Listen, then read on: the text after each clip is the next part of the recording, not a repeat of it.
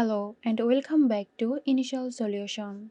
In today's tutorial, I'm going to show you how to sign into Google Classroom. So let's have a look now. At first, open your web browser and go to the Google Classroom website.